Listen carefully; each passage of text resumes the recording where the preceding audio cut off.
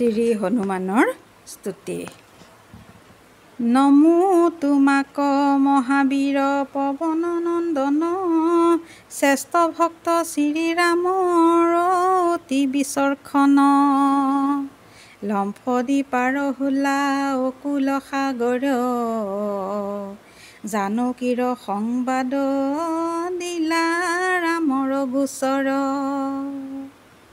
স্বৰ্ণলংকা দগ্ধ কৰিলা প্ৰবল প্ৰতাপেৰে, বীৰত্ব দেখি সকলো নিশাচৰ কাপে। লক্ষ্মণ পৰিল যেতিয়া শক্তিশালত, গন্ধমাদ নানি বচালা তেওঁক।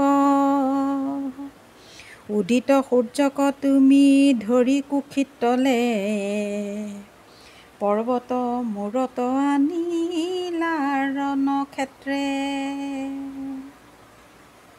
108 নীল পদ্ম ৰামৰ আজ্ঞাত, সহজে আনি দিলা শ্ৰীৰামৰ হাতত। সেই পদ্মাৰে ৰামচন্দ্ৰ পূজে ভৱানীক, ৰাৱণ বধৰ বৰ লভিলে তুৰন্তে। পাতালত আছিল আহি ৰাৱণ নন্দন, শ্ৰীৰাম লক্ষ্মণক দুষ্ট কৰিলে হৰণ। অহিৰ বধ কৰি তুমি শ্ৰীৰামক বচালা, পাতালৰ পৰা ৰামক উঠাৰি আনিলা। প্ৰবল প্ৰতাপৰ তোমাৰ তুলনা নাই, দেৱ নৰ যক্ষ ৰক্ষৰ বিস্মিত সৰ্বদাই।